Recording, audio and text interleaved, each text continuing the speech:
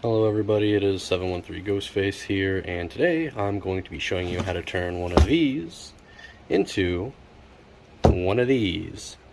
Now this is a 25th that I've gone ahead and reshrouded, changed the eye mesh out, and obviously have aged and painted to look like Billy Loomis's from the new Scream 6 movie. Don't worry, that's not a spoiler. That's given away at the fan events, in the trailers and everything. This is a spoiler-free video, so don't worry. Now, let's go ahead and begin with today's little tutorial. So to go from a 25th anniversary mask to a aged mask, these are just about all the materials that you're going to need. To achieve this texture that we have going on, to make it look kind of aged, we are going to be utilizing E6000 glue. This secret was taught to me through Cosplay Chris's video, so shout out to him.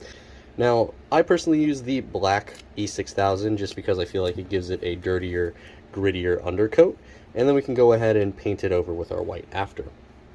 Speaking of paints, the paints that we're using here today are all just generic paints that you can find at your local Walmart, your local hobby shop. It doesn't need to be anything fancy. In fact, the cheaper and lower quality it is, it's actually going to be better for you. We're going to be watering down a lot of these as washes and running them over the mask. For our fancier paint lines, we'll use Citadel paint, and we'll also be utilizing a hot iron or soldering iron to go ahead and cause the cracks. Make sure you have a metal sponge so that way you can clean up your tool. Also highly recommended that you have latex gloves, or if you have a latex allergy, a different glove that can go ahead and handle E6000 without it melting into your fingers. You can go ahead and choose whichever gloves make the most sense to you. Now, as a bonus step, if you want to go ahead and reshroud it, as we are going to be covering reshrouds once again in today's video, you can go ahead and get some black polyester fabric. And if you want to replace the eye mesh, like I've gone ahead and done here, what I use is 20 denier pantyhose. You can see very well through it, but your eyeballs aren't very visible when it is covering them through the mask. And to apply it, we're going to continue using our Loctite vinyl fabric and plastic flexible adhesive. Once again, this is an optional part, but you are going to want to go ahead and utilize a seam ripper to go ahead and get the old shroud off of this mask. Now we can go ahead and remove this old tag. We no longer need it. And once we have that removed, we can start getting rid of these little plastic pieces. I'm sure they have a name. I don't know the name of these off the top of my head. If you know the name for that, please let me know. It's kind of like the names of the little plastic bits on shoelaces. Nobody ever knows them. Now you can go in from either the outside or the inside, whatever you're most comfortable with. If you're doing it from the inside, I find it to personally be a little bit easier, just going ahead and pulling at the fabric and pulling away on the plastic piece. Once you get a good seam rip going, you can flip it to the rubber ball side and just kind of follow along. If you plan on keeping the fabric, you'll of course want to be a bit careful through this stage, but if you don't really care about reutilizing the shroud for later purposes, like I personally don't, you can just kind of begin ripping off of the mask. Just make sure that you're not going ahead and messing up your vinyl. We don't care about the shroud, but we do care about the vinyl.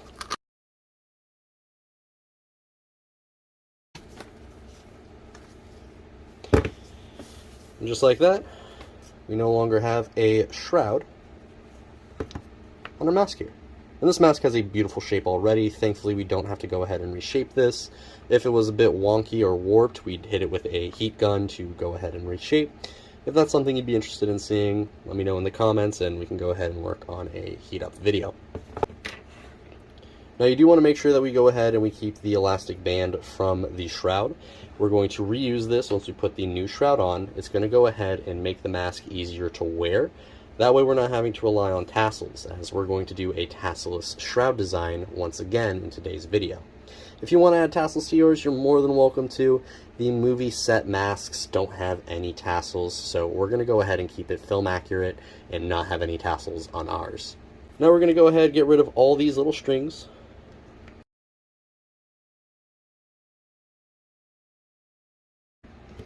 And once you got all the strings off, it'll look nice and clean like this.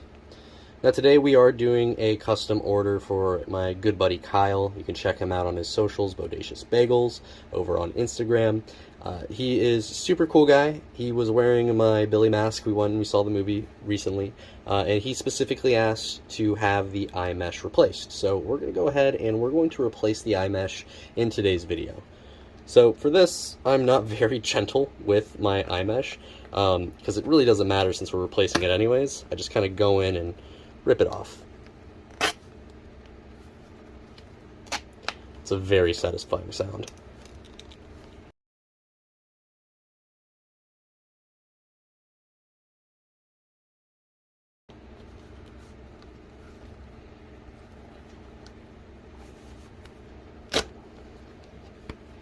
And this eyeball was a lot easier to take off. Now if you really want to go ahead and get this excess off, you can hit it with acetone. It will go ahead and start melting the glue off. Just make sure that you avoid hitting any paint from the eyeliner, as that will go ahead and remove it. I think I'm content with what we have here, so we're going to go ahead and continue moving onward.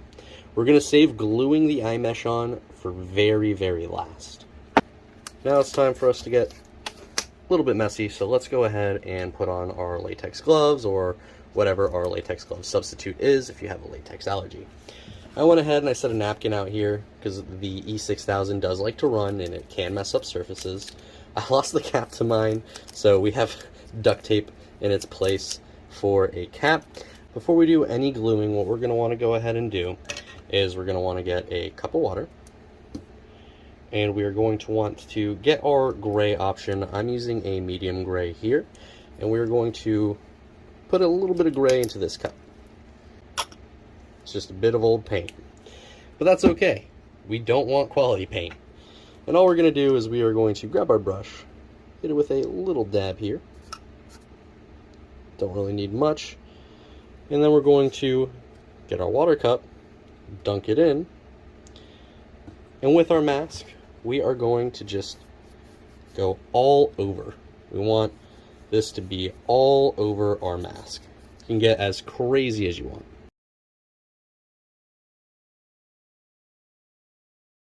You can go ahead, you can avoid the black paint on the mask. I think having it go a little bit over the eyeliner is great. Same for going over the nose, but others may vary in opinion.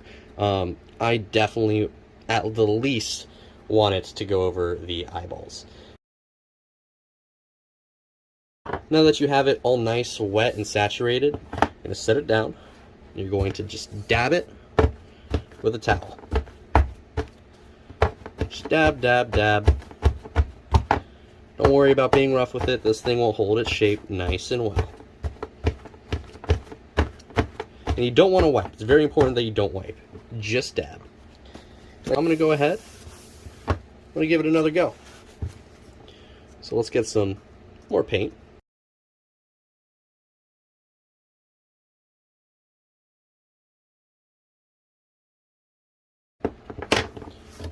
And then dab again. And you'll see it's really giving us a nice kind of aged texture from us just kind of dabbing it. There we are, looking old already. Now, it's time for us to begin E6000 gluing. In fact, we'll just put it on our finger here and then rest it on the napkin. Now with our mask, we are going to just put it in there. Just kind of rub it around.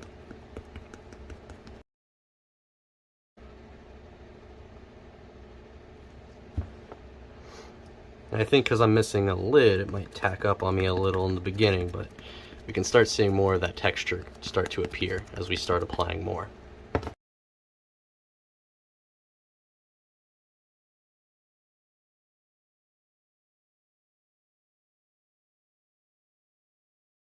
And once you got it all nice and caked up, don't forget the back of the chin. You're going to go ahead and let this dry.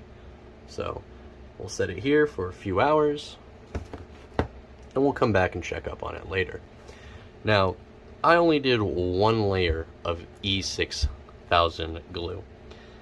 If you want to do more layers, you can do more layers. I've found that one layer is the best amount so far.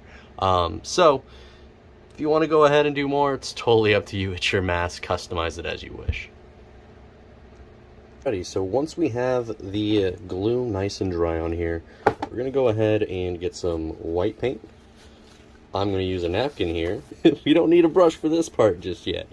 And with the napkin, we're just going to go ahead and kind of dab it around, just all over the mask.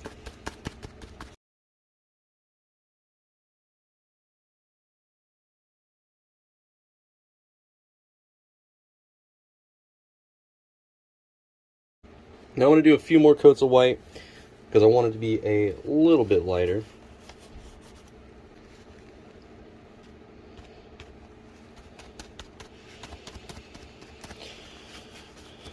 Now, we're going to do a lot of dabbing in today's video, and that is honestly just because, oops, I want to avoid getting it in the mouth. That's honestly just because it gives us this really old kind of look to it, so that's really the whole point of it. Oh yeah, that's got a nice look going on with it. And don't worry about getting all the way to the edge. These are going to be pretty much not seen as we go ahead and sew the shroud back on. We're going to try and use this as kind of a guide. Now it's time for us to start adding the yellowing around the eyebrows, underneath the eyeballs, over the eyeballs, and especially right here on the right hand side we notice a lot of yellowing on the mask. So let's go ahead and start applying that here. And to do that, we are going to use a little bit of the yellow here. Put that in, and this yellow I'm using specifically is King's Gold, so you can see that right there. And then we are also later on going to use some brown here. This is just a golden brown that I'm using. And we'll go ahead and pop that right into this one. Now to start off, we are going to go ahead and get some of our golden brown first. Get a little bit of water on it. And make sure you have a new clean napkin for this portion. And what we're going to do is we're going to get the right side first. Just kind of dabble it in there. It's about roughly all around there. Then you're going to get your new napkin. You're just going to dabble around. Make sure you go up to the nose a little. And just kind of spread out the love inside of this area. And don't worry, if you put too much brown, you can always go back over it with the white, but typically we're going to want this whole thing to be a little bit dirty. And we're going to continue to add a bit more of that brown in the upper eyebrows, around the side here, and definitely on the other under eye bag. Over here. There we go, nice and watery there. That's kind of a good look. If it runs, that's great.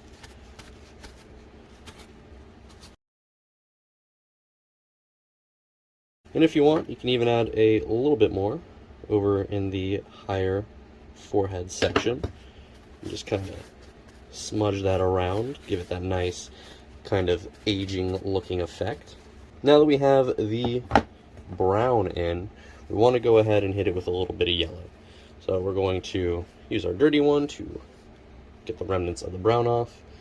We're going to get our King's Gold here. We don't need that much, so we'll rub a little bit off.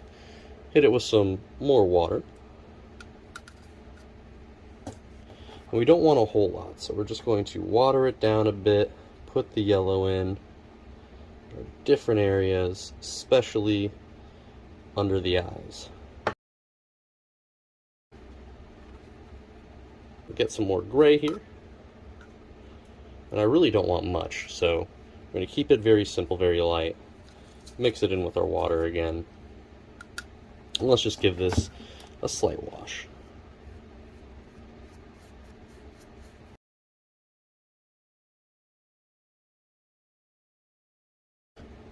Same process as last time.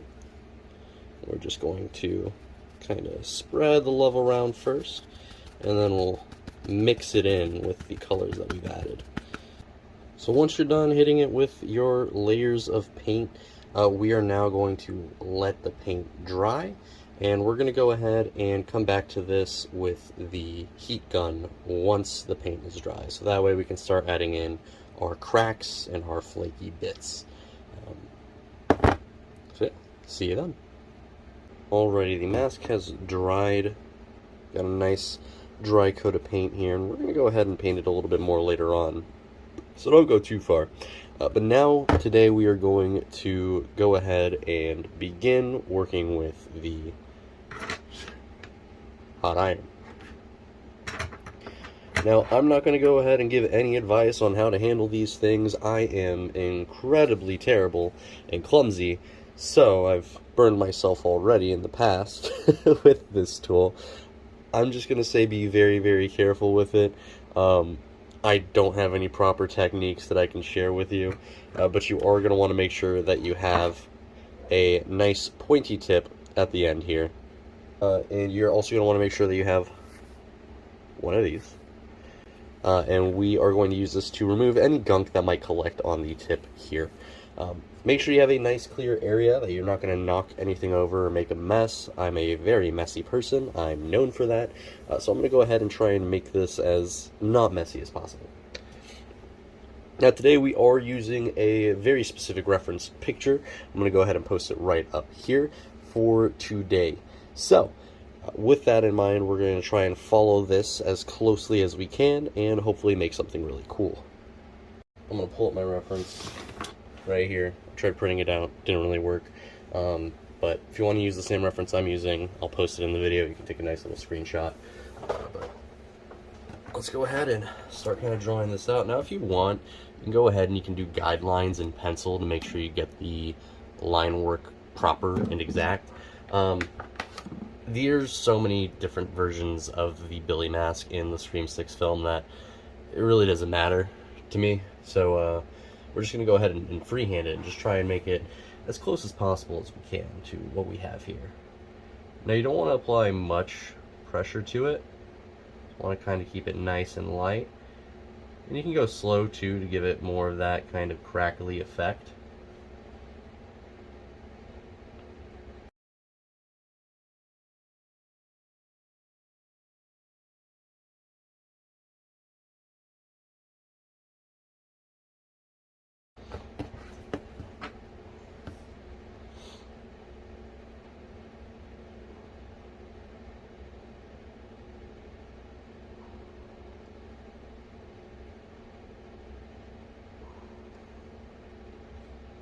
You're going to want to go ahead and just kind of scribble in there. Scribble around. Try not to apply too much pressure in one spot. We don't want to make a hole, but we do want to make this a little bit deeper.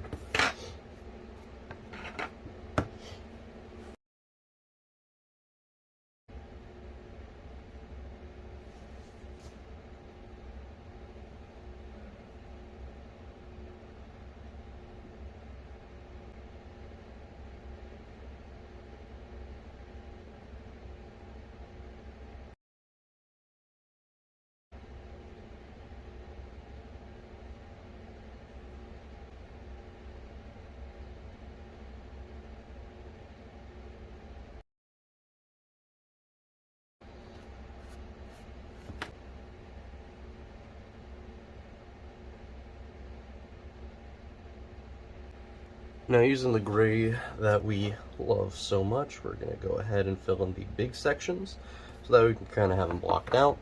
You can use a generous amount of gray, just kind of dab it in there. And just try to stay as best as you can within the lines.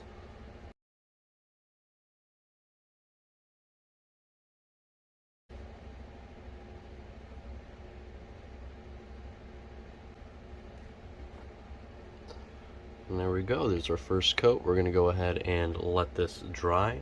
And eventually we're going to go in the cracks here. If you want to add more depth, you can hit it with some black and then go over it with some white and just kind of smudge it. Alright, we're back after a few hours and the paint has dried. So we're going to go ahead and begin hitting the cracks with our Citadel paint here. We're going to go ahead and use this across all of the cracks. and just try and stay within the lines as best you can. If you stray off a little, it's completely okay.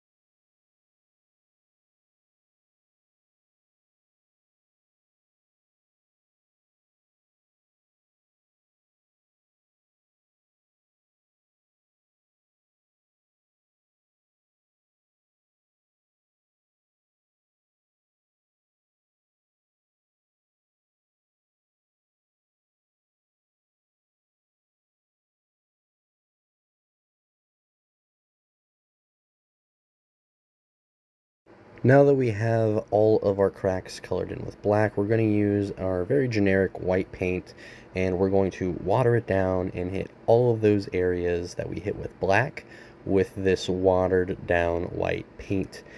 Once we go ahead and cover those sections, we're just going to kind of smear it off, give it a little dab, give it a smudge.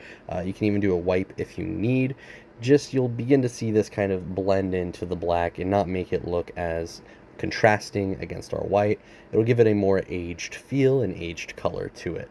We're going to hit every single crack with this. We're going to avoid the big cut areas that we have with our gray paint.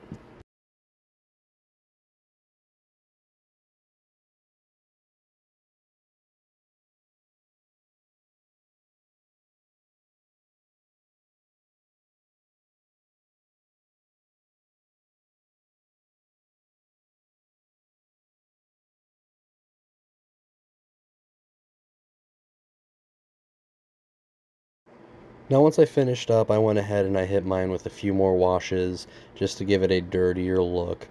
So we're going to go ahead and add some more on here. If you want to add more to yours, you can. This portion is really going to be where it's up to you with making sure that it looks the way that you like it.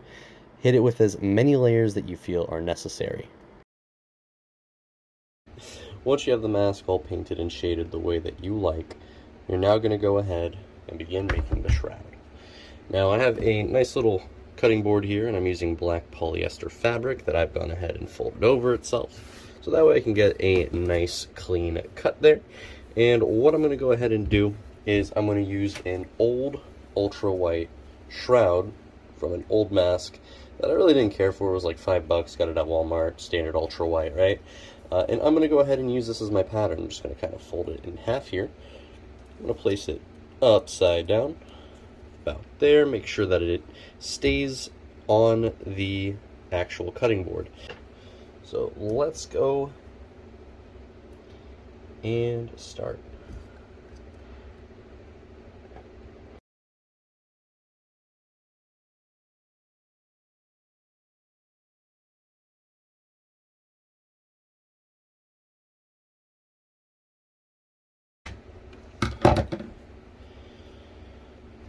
Now where the fold is over here, I'm going to go ahead and just kind of cut.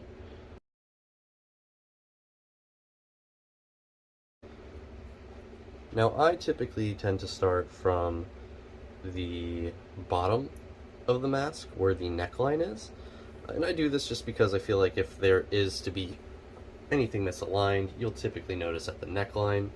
And with our two pieces of fabric put together, we're going to start sewing this shroud.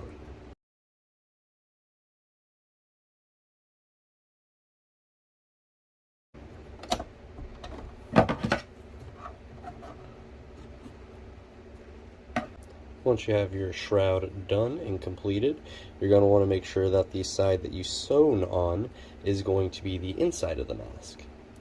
Now with that in mind, we're going to open up the face hole by just pinching the fabric together and then taking it apart. We're going to grab our mask and we're going to go ahead and put it into our shroud. And we want to try and pin the center to be right here at the top. Now, I use little fabric clamps, which I'm going to go ahead and add in right now. And these will allow me to make sure that this stays in place. Now when I sew these on, I give myself about a 1-inch seam allowance, and I always have the vinyl touching the sewing machine, never the fabric, as that will cause it to get bunched up. As I go ahead and run this through, I go through very carefully and I try and make sure that the black fabric isn't getting caught up in there, causing any possible jams. We want to try and make sure we run this through just about all the way till the bottom of the jawline. And if you stray away a little from the sewing areas that the original mask had, don't worry. If you paint it over, you can either leave it, or if you're picky like me, you can go ahead and start hand sewing through it at the end. And now that we've done all that we could with the sewing machine, it's time for us to begin hand sewing. If you want to go ahead and redo any areas you might have missed, you're more than welcome to. I'm pretty content with what I have. If I go ahead and flip the shroud inside out to how it would be normally, it's really not that big of a deal since a lot of it is covered by the E6000 anyways. So since I'm not bothered by it, I'm going to go ahead and leave it. Now for the bottom of the chin, I went ahead and I pinched whatever excess I had and I hand sewed the bottom chin section. Now if I wanted to, I could have gone ahead and followed those little holes there. It's pretty well hidden with all the epoxy and paint, so I'm not bothered. And I can take this off and we can see that there is still a little bit that needs to be sewn, so I'll go ahead and hand sew this portion. Now to sew the elastic headband back on, it's very easy. We're going to go ahead and we're just going to pinch this together like so, so you'll see the edge there, and just kind of fold it in on itself. And we're going to go ahead and place this roughly about right here, and we want to try and follow the same guide that we used where we sewed last time. And we'll just kind of slide this underneath our sewing machine and begin sewing it on. Now, here I can see where the needle is going to be hitting the elastic band. You want to make sure you keep your shroud tight as we go ahead and start pushing this through to be sewn. And now we can see we successfully have that sewn in. We're going to go ahead and do the exact same thing to the other side. Now that we have the rest all hands sewn and put together, we're going to get our 20 denier pantyhose. We're going to cut about 2 fingers wide, maybe 3, right across. Now we're going to split this in half. And this will make for eyeball number 1 and eyeball number 2. Now all we got to do is apply our Loctite flexible glue around the eyes and then push down on our eye mesh. Now personally, to apply glue, I always go ahead and put a decent amount on a cotton swab. And then I'll use this kind of like a brush to paint my route through the eyes. There's a lot of gaps in here, and being able to get in there with a Q-tip definitely helps. You can go ahead and flip them over the forehead, and it'll help keep them out of the way.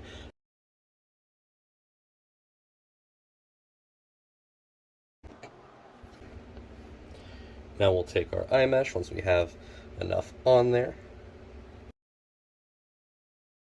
And you might have a wrinkle here or there. It's okay. It's completely normal whenever you're gluing your eye mesh in. You want to try and get it as smooth as you can, but if you can't, don't worry. It doesn't need to be perfectly smooth. Now this is another moment where I'm going to inform you that this glue is not good to inhale. You're going to want to make sure you let it dry completely before you put it on your face. This will burn your eyes and cause eyeball irritation as well as skin irritation. I should probably be wearing gloves as I'm going ahead and touching this into the eye mesh. With that, once it's all done, you have successfully gone ahead and made your very own Billy Loomis aged mask.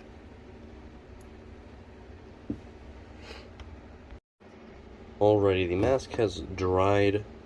Got a nice dry coat of paint here, and we're going to go ahead and paint it a little bit more later on, so don't go too far. But now, today, we are going to go ahead and begin working with the hot iron. Now, I'm not going to go ahead and give any advice on how to handle these things. I am incredibly terrible and clumsy, so I've burned myself already in the past with this tool. I'm just going to say be very, very careful with it. I don't have any proper techniques that I can share with you, but you are going to want to make sure that you have a nice pointy tip at the end here for today's customization. Now, mine's heating up right now, and you're also going to want to make sure that you have one of these. And we are going to use this to remove any gunk that might collect on the tip here. Make sure you have a nice clear area, that you're not going to knock anything over or make a mess. I'm a very messy person. I'm known for that. So I'm going to go ahead and try and make this as not messy as possible. Now today we are using a very specific reference picture. I'm going to go ahead and post it right up here for today. So with that in mind, we're going to try and follow this as closely as we can and hopefully make something really cool.